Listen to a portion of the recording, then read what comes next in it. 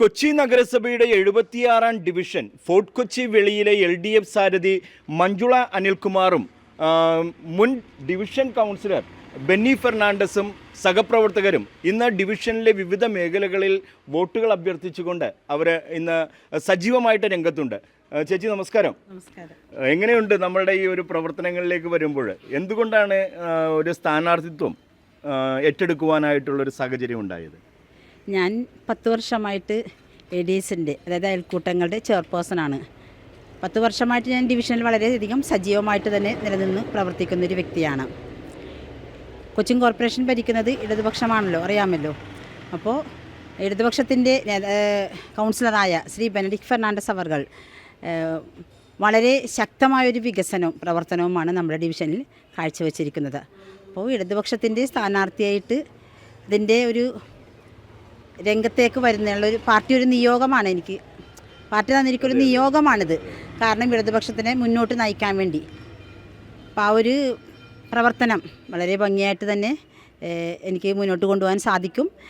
ഇപ്പോഴുള്ളതുപോലെ തന്നെ ജനങ്ങളുടെ കൂടെ ഞാൻ എന്തായാലും തുടർന്നും ഉണ്ടാകും.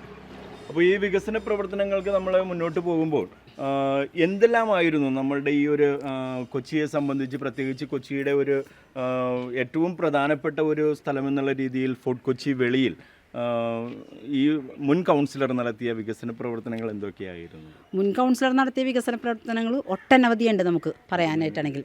ഏകദേശം ഒരു 95% വർക്കുകളും ഡിവിഷനിൽ പൂർത്തീകരിച്ചിട്ടുണ്ട് അദ്ദേഹം. എടുത്തു പറയത്തക്ക 1-2 വികസന പ്രവർത്തനങ്ങൾ എന്ന് പറയുമ്പോൾ വെളി സ്കൂളിൻ്റെ ഒരു അവസ്ഥ എന്തായിരുന്നു എന്ന് അറിയാമല്ലോ നേരത്തെ തന്നെ. അപ്പോൾ അതെല്ലാം നല്ല രീതിയിലേക്ക് നമ്മുടെ സാധാരണക്കാരായ കുട്ടികളാണ് അവിടെ പഠിക്കുന്നത്. അവർക്കെല്ലാം ഉന്നത രീതിയിലുള്ള വിദ്യാഭ്യാസം ലഭിക്കുന്നതിന് വേണ്ടിയുള്ള സാഹചര്യങ്ങളും അതുപോലെ തന്നെ ലാബുകളാണെങ്കിൽ തന്നെയും എല്ലാം നല്ല ഹൈടെക്കായിട്ട് ചെയ്തുകൊണ്ട് നമ്മുടെ കുട്ടികൾക്ക് ഏറ്റവും നല്ല രീതിയിലുള്ള വിദ്യാഭ്യാസമാണ് നമുക്ക് അവിടെ നിന്ന് ലഭിക്കുന്നത്. കൂടാതെ നമ്മൾ അവിടെ വെളി സ്കൂളിൽ LKG UKGയുടെ ഒരു സെക്ഷനുണ്ട്. അപ്പോൾ വളരെ താഴേക്കിടയിലുള്ള കുട്ടികൾ, ഒത്തിരി പേര് പാവപ്പെട്ട കുട്ടികളെ പഠിപ്പിക്കാനൊരു സാഹചര്യം നമ്മുടെ ഡിവിഷൻ കൗൺസിലർ ഉണ്ടാക്കിയിട്ടുണ്ട്. 60ഓളം കുട്ടികളുണ്ട്. ആ കുട്ടികളുടെ വിദ്യാഭ്യാസത്തിന് ആവശ്യമായ എല്ലാ ചെലവുകളും അദ്ദേഹം തന്നെയാണ് വഹിക്കുന്നത്. അത്രയ്ക്ക് ഒരു 60 കുട്ടികളെ പഠിപ്പിക്കാനുള്ള ഒരു സാഹചര്യം ഉണ്ടാക്കിയിട്ടുണ്ട്. കാരണം അതിൻ്റെ ഒരു ഭാഗമാകാൻ എനിക്ക് സാധിച്ചിട്ടുണ്ട്. അദ്ദേഹം അതിൻ്റെ കൂടുതൽ കാര്യങ്ങളും എന്നെയാണ് കോർഡിനേറ്റ് ചെയ്യാൻ വേണ്ടി ഏൽപ്പിക്കുന്നത്. അത് വളരെ ടീച്ചേഴ്സിൻ്റെ സാലറി ഉൾപ്പെടെ കൊടുക്കുന്നത് കയ്യിൽ നമ്മുടെ ഒരു ചെറിയൊരു സംഘടനയും കൂടെ ഉണ്ട്. നമുക്ക് സംഘടനയുടെ ഭാഗമായിട്ടാണ് ടീച്ചേഴ്സിൻ്റെ സാലറിയും കൂടെ കൊടുക്കുന്നത്. പിന്നെ നമുക്ക് എടുത്തു പറയാനുള്ളത് ഹെൽത്ത് സെൻറ്റർ. നമ്മുടെ ഡിവിഷൻ കൗൺസിലർ വരുന്ന സമയത്ത് ചെറിയ രീതിയിലുള്ള പ്രവർത്തനങ്ങൾ മാത്രമേ ആ ഹെൽത്ത് സെൻറ്ററിന് ഉണ്ടായിരുന്നുള്ളൂ. അത് കഴിഞ്ഞ് അദ്ദേഹം വന്നതിന് ശേഷമാണ് ആ റൂമുകളും എല്ലാം വികസിപ്പിച്ച് എല്ലാ തരത്തിലുള്ള ഇപ്പോൾ ലാബ് ടെക്നീഷ്യൻ ആയാലും മറ്റ് ഡോക്ടേഴ്സ് ആയാലും എല്ലാ സംവിധാനങ്ങളും കൃത്യമായിട്ട് അവിടെ ചെയ്യുന്നുണ്ട്. അദ്ദേഹം അത് കൃത്യമായിട്ട് അവിടെ ചെന്ന് കാര്യങ്ങൾ തിരക്കാറുണ്ട്. യാതൊരു ബുദ്ധിമുട്ടുകളും നമ്മുടെ അവിടെ വരുന്ന പേഷ്യൻസിന് ഉണ്ടാകാതെ തന്നെ നോക്കാറുണ്ട്. ഇനിയും അവിടെ വികസന പ്രവർത്തനങ്ങൾ നടത്താനുണ്ട്. അപ്പോൾ എന്തായാലും ഞാൻ വിജയിച്ചു വന്നു കഴിഞ്ഞാൽ നമ്മളിത് തുടർന്ന് തന്നെ കൊണ്ടുപോകും. അപ്പോൾ ഈ നമ്മൾ ആളുകളുടെ ഇടയിലേക്ക് ചെല്ലുമ്പോഴുള്ള ഒരു സാഹചര്യം എങ്ങനെയാണെന്ന് അറിയണമല്ലോ. നമ്മളുടെ പ്രദേശവാസികളോടൊക്കെ നമുക്കൊന്ന് ചോദിക്കാം എങ്ങനെയാണ് ഇപ്പോൾ എവിടെ എത്തിയിരിക്കുന്നത്? ഞങ്ങളിപ്പോൾ എത്തിയിരിക്കുന്നത് CBS റോഡിലുള്ള മാക്സി ചേച്ചിയുടെ വീട്ടിലാണ്. മാക്സി ചേച്ചി തേജസ്, മാക്സി ചേച്ചി എൻ്റെ അയൽക്കൂട്ടമായ തേജസ് ഗ്രൂപ്പിലെ അംഗവും കൂടെയാണ് ചേച്ചി. മഞ്ജുള ചേച്ചി സ്ഥാനാർത്ഥിയായിട്ട് വന്നിരിക്കുകയാണല്ലോ, എന്ത് പറയുന്നു? മഞ്ജുള ചേച്ചി സ്ഥാനാർത്ഥിയാണ്. തന്നെയല്ല, ഈ വ്യക്തിയെ എനിക്ക് 10 വർഷമായിട്ട് അറിയാം. ഭയങ്കര ആക്റ്റീവായിട്ടുള്ളൊരു പ്രവർത്തിയാണ്. അതുകൊണ്ട് തന്നെ ഞാൻ ഇതിൽ മുൻകൈയിട്ട് മഞ്ജുളയ്ക്ക് വേണ്ടിയിട്ട് ഇറങ്ങിയിരിക്കുന്നത്. അല്ല, മഞ്ജുള ചേച്ചിയുടെ കൂടെ ഇറങ്ങാൻ റെഡി ആയിരിക്കുകയാണ്. തീർച്ചയായിട്ടും ഇവർ എന്നെ വിളിച്ചിട്ടില്ല. എൻ്റെ ആക്റ്റീവിറ്റി അറിയാൻ പാടില്ല. പിന്നെ പറയാനുള്ളത്, ഈ കോവിഡ് കാലങ്ങളൊക്കെ വന്നു കഴിഞ്ഞപ്പോൾ കോവിഡ് ബാധിച്ച് കിടന്നവർക്കൊക്കെ ആഹാര സാധനങ്ങൾ സമയാസമയത്തിൽ കൃത്യതയോടുകൂടി ഇവരെത്തിക്കുമായിരുന്നു. ഇവരെ പ്രവർത്തനം കൊണ്ട് തന്നെ ബെന്നി സഖാവിന് തുടങ്ങിയുള്ള പ്രവർത്തനം കൊണ്ട് തന്നെ മഞ്ജുവിന് ഈ ഭാഗത്ത് നിന്ന് എല്ലാവരും വോട്ട് ചെയ്ത് ജയിപ്പിക്കണമെന്ന് ഞാൻ വീടുകളിൽ കയറി പറഞ്ഞിട്ടുണ്ട്. അപ്പോൾ അത്രയ്ക്ക് ആവേശത്തോടു കൂടെയാണ് ഇറങ്ങിയിരിക്കുന്നത്. കൊള്ളാം.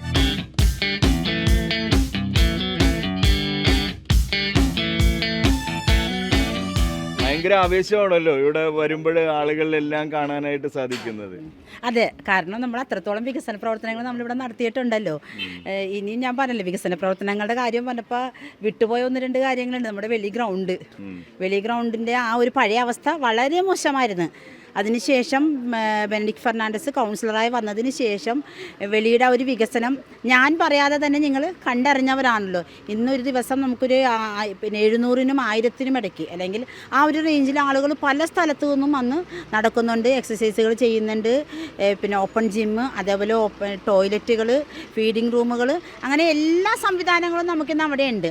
അപ്പോൾ വികസനങ്ങൾ ഞാൻ പറയാൻ പറ്റാത്ത അത്ര വികസനങ്ങളാണ് നമ്മുടെ ഡിവിഷൻ കൗൺസിലർ ഇവിടെ കാഴ്ചവെച്ചിരിക്കുന്നത്. അപ്പോൾ എന്തായാലും പാർട്ടി ഇത് അടുത്തൊരു പിന്നെ എന്താ പറയുക നിയോഗം എന്ന രീതിയിലാണ് എന്നെ ഇത് ഏൽപ്പിച്ചിരിക്കുന്നത്. അപ്പോൾ എന്തായാലും ഞാൻ ആ രീതിയിൽ തന്നെ ശക്തമായിട്ട് തന്നെ മുന്നോട്ട് പോകും. ഇവിടുത്തെ ജനങ്ങളെല്ലാവരും എൻ്റെ ഒപ്പം തന്നെയുണ്ട്. അപ്പോൾ ഈ ഒരു 10 വർഷത്തെ കാലയളവ് ഇവിടുത്തെ ADS അയൽക്കൂട്ടവുമായിട്ട് ബന്ധപ്പെട്ടൊക്കെ പറഞ്ഞു. വേറെ എന്തെല്ലാം പ്രവർത്തനങ്ങളിലാണ് സജീവമായിട്ടുണ്ടായിരുന്നത്?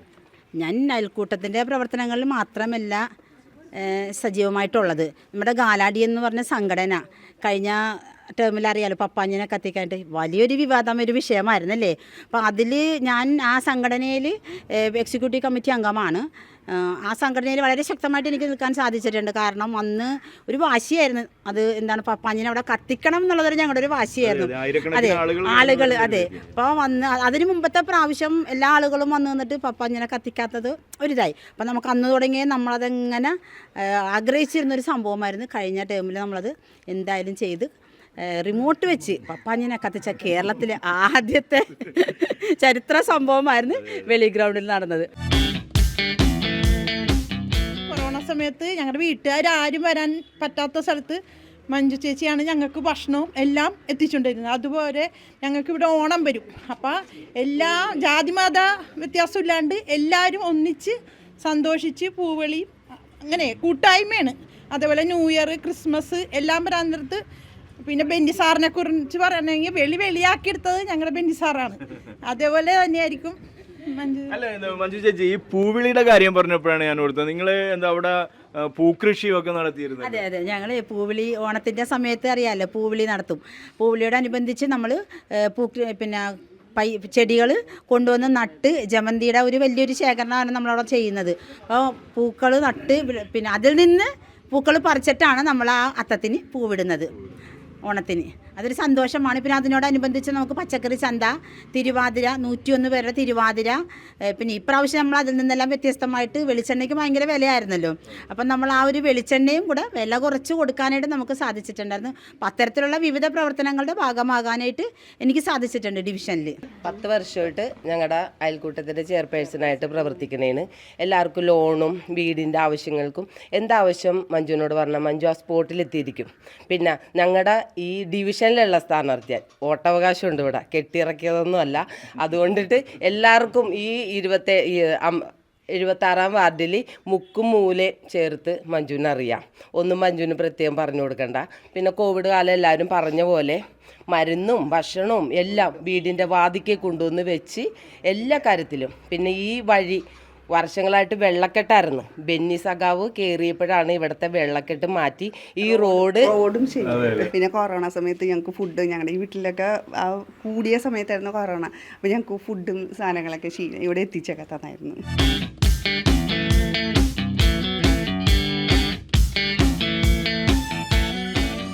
ചേട്ടാ, നമ്മളുടെ ഈ ഒരു ഡിവിഷനിൽ വലിയ ഒരു വികസന മുന്നേറ്റം നടത്തിയ ഒരു കൗൺസിലറാണല്ലോ. കൊച്ചി നഗരസഭയിൽ ഇത്തരത്തിലുള്ള പ്രവർത്തനങ്ങൾ നടത്തുമ്പോൾ അതിന് ഉള്ള ഒരു സാഹചര്യമൊക്കെ എങ്ങനെയായിരുന്നു? അല്ല, 100%. നമ്മളിപ്പോൾ ഇതിൻ്റെ അകത്ത് ഞങ്ങൾ ആദ്യം എടുത്തൊരു നിലപാട്, LDFൻ്റെ ഒരു നിലപാട്, ഏറ്റവും അടിസ്ഥാന ജനവിഭാഗങ്ങളെ നമുക്ക് എങ്ങനെ സംരക്ഷിക്കാം എന്നുള്ളതായിരുന്നു. അപ്പോൾ ആദ്യത്തിൻ്റെ നിലപാടെന്നുള്ളത് അടിസ്ഥാന ജനവിഭാഗങ്ങൾ. ഇപ്പോൾ കോർപ്പറേഷനിൽ 74 ഡിവിഷനുണ്ട്. ആ 74 ഡിവിഷൻ്റെ അകത്ത്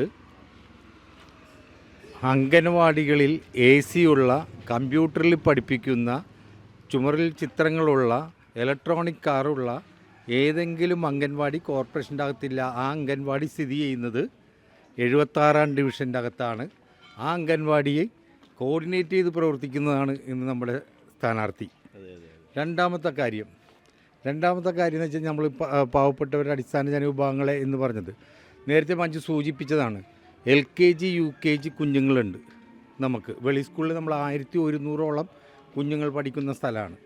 ആ സ്ഥലത്ത് LKG UKG കുഞ്ഞുങ്ങളെ ഞങ്ങൾ ഈ കൂട്ടായ്മയാണ്. ഇതെല്ലാം എല്ലാവരും പാർട്ടിക്കാരാണെന്നൊന്നുമില്ല, എല്ലാവരും വിവിധ തലത്തിലുള്ളവരാണ്. ഞങ്ങൾക്കൊരു സംഘടനയുണ്ട്, ആ സംഘടനയാണ് അവരത് പഠിപ്പിക്കുന്നത്. ആ കുഞ്ഞുങ്ങളുടെ വിദ്യാഭ്യാസപരമായ കാര്യങ്ങളും മറ്റെല്ലാ കാര്യങ്ങളും ഏറ്റെടുത്ത് കൈകാര്യം ചെയ്യുന്നത് ഈ ഡിവിഷനിലാണ്. അത് നമ്മുടെ ഡിവിഷൻ്റെ പ്രവർത്തനത്തിൻ്റെ ഭാഗമായി നമ്മളത് ചെയ്യുന്നതാണ്. ഇന്ന് അവിടുത്തെ ലാബുകളുടെ സൗകര്യം നോക്കൂ, 50ഓളം കമ്പ്യൂട്ടറുകൾ, AC വെച്ച കമ്പ്യൂട്ടർ ലാബ്.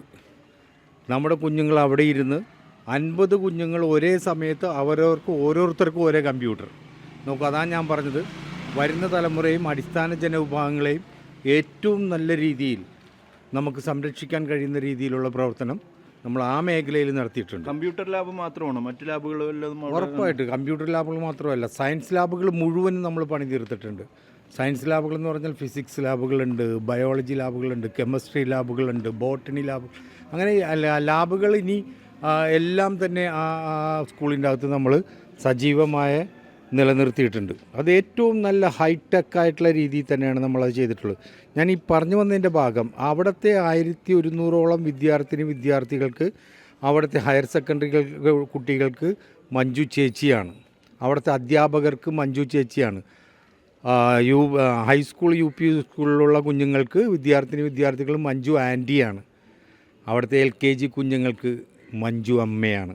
അതാണ് 76ാം ഡിവിഷൻ്റെ അത്തരത്തിൽ. അപ്പോൾ നിറഞ്ഞു നിൽക്കുകയാണ് മഞ്ജു ഡിവിഷൻ്റെ അകത്ത്. നമുക്ക് ഡിവിഷൻ്റെ അകത്ത് മാത്രമല്ല, പൊതുവായ പുരോഗമന പ്രസ്ഥാനത്തിൻ്റെ അകത്തും നല്ല രീതിയിൽ ഒരു മൂവ്മെൻറ്റ് ശക്തിപ്പെടുത്തുന്ന രീതിയിൽ പ്രവർത്തിച്ച് കാണിച്ചിട്ടുള്ള ഒരു വനിതയാണ് മഞ്ജുള അനിൽകുമാർ.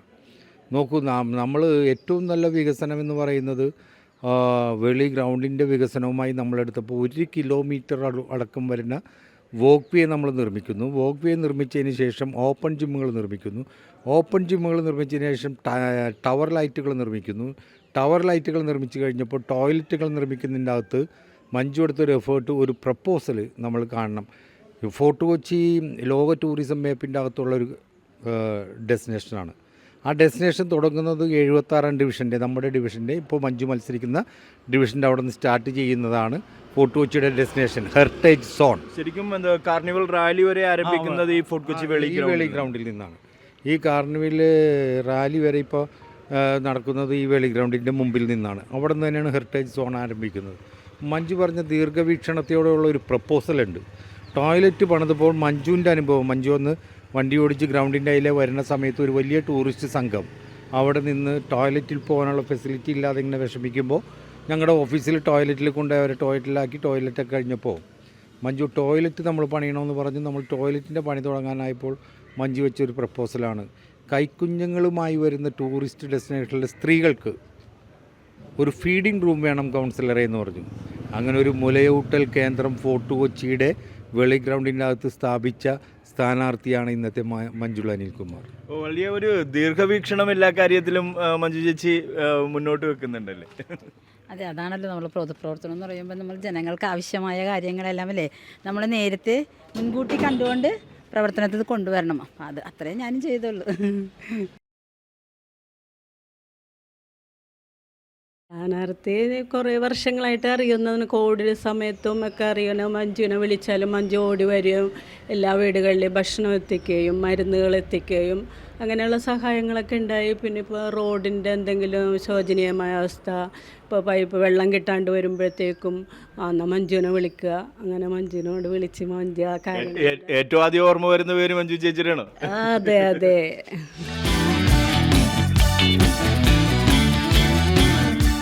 നമ്മുടെ സ്ഥാനാർത്ഥി എങ്ങനെയുണ്ട്? സ്ഥാനാർത്ഥി കൊള്ളാം, സ്ഥാനാർത്ഥി ജയിക്കും. എല്ലാ വനിതകൾക്കും ഏറ്റവും കൂടുതൽ ഇമ്പ്രൂവ്മെൻറ്റും എല്ലാത്തിനും പ്രവർത്തിക്കാനുള്ള ഒരു ഇത് കൊടുക്കുന്നത് മഞ്ജു ചേച്ചിയാണ്.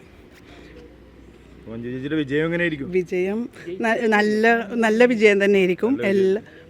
എല്ലാ വനിതകൾക്കും മഞ്ജുച്ചയോട് അത്ര ആത്മാർത്ഥതയോടെ പ്രവർത്തിക്കുന്ന ഒരു വ്യക്തിയാണ്.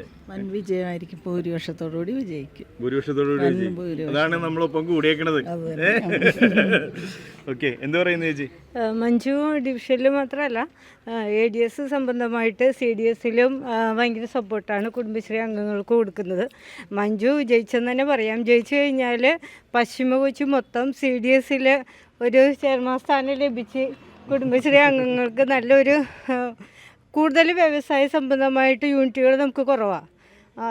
മഞ്ജു ഈ താഴേക്കിടയിൽ വന്നതുകൊണ്ട് അതിൻ്റെ കാര്യങ്ങൾ മനസ്സിലാക്കി കുറേ സപ്പോർട്ട് ചെയ്യാൻ മഞ്ജുവിന് സാധിക്കും.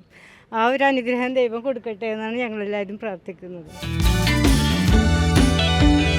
മഞ്ജുവിനെ ഞങ്ങൾക്ക് എല്ലാവർക്കും വളരെ ഇഷ്ടപ്പെട്ടൊരു വ്യക്തിയാണ്.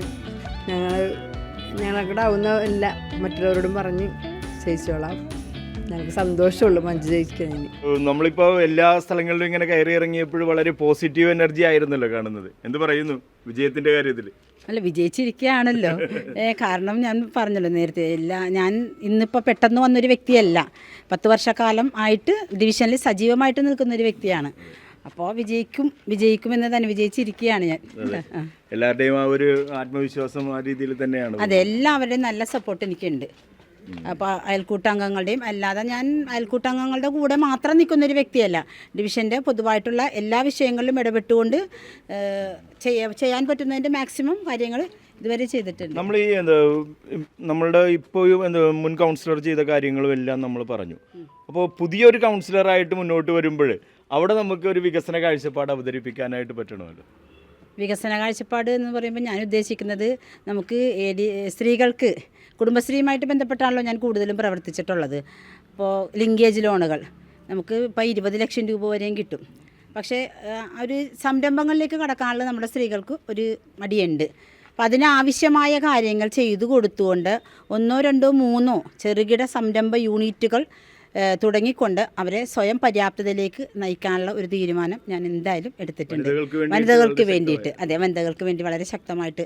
കാരണം നമ്മളുടെ സ്ത്രീകൾ ശാക്തീകരിച്ചു എന്ന് പറയുമ്പോഴും ഇനിയും കുറച്ചുകൂടെ അവർ ആ ഒരു ഉന്നത രീതിയിലേക്ക് എത്താനുണ്ട്. അപ്പം അതിനു വേണ്ടി കുറച്ച് സംരംഭങ്ങൾ തുടങ്ങാനായിട്ട് തീരുമാനിച്ചിട്ടുണ്ട്. അതിൻ്റെ ഒരു വലിയ പ്രോജക്റ്റായിട്ട് തന്നെയൊക്കെ ആരംഭിച്ച് ചെയ്യണം എന്ന് തന്നെയാണ് എൻ്റെ ആഗ്രഹം. വികസനങ്ങൾക്ക് ആവശ്യമായിട്ടുള്ള കാര്യങ്ങൾ നമ്മുടെ എല്ലാവരെയും കൂട്ടിയിണക്കിക്കൊണ്ട് അവർക്ക് ആവശ്യമായ കാര്യങ്ങൾ ചെയ്തു കൊടുത്തുകൊണ്ട് നല്ല രീതിയിൽ മുന്നോട്ട് പോകണം എന്ന് തന്നെയാണ് ഞാൻ വിചാരിക്കുന്നത്. എന്തായാലും സ്ത്രീകളുടെ ഒരു പ്രവർത്തനങ്ങൾക്ക് മുൻതൂക്കം കൊടുക്കണം. അപ്പോൾ മുൻ കൗൺസിലർ തുടങ്ങി വെച്ച കാര്യങ്ങളെല്ലാം പൂർത്തീകരിക്കുക. അപ്പോൾ അതുപോലെ തന്നെ കൊച്ചി നഗരസഭയുടെ വികസന കാഴ്ചപ്പാടുകളോടൊപ്പം ചേരുക, ഇതൊക്കെ എന്താണ് പറയുന്നത്? അല്ല, കൊച്ചി നഗരസഭ കഴിഞ്ഞ 5 വർഷമായിട്ട് നമ്മുടെ LDF ഗവൺമെൻറ്റാണ് ഭരിക്കുന്നത്.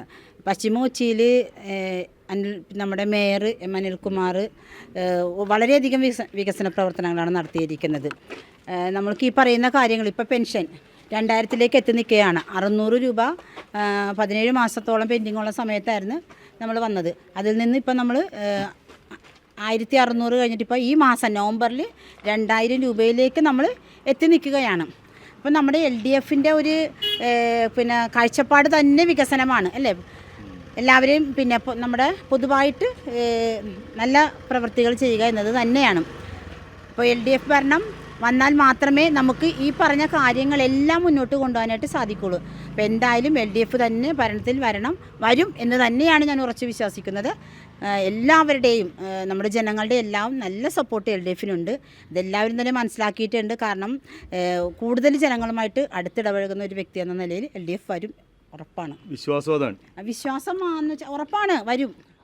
ഉറച്ച വിശ്വാസത്തോടു കൂടെ തന്നെയാണ് മഞ്ജുള അനിൽകുമാർ എന്ന് പറയുന്ന സ്ഥാനാർത്ഥി ഈ 76-ാം ഡിവിഷനിൽ ജനവിധി തേടുവാനായിട്ട് മുന്നിട്ടിറങ്ങിയിട്ടുള്ളത്.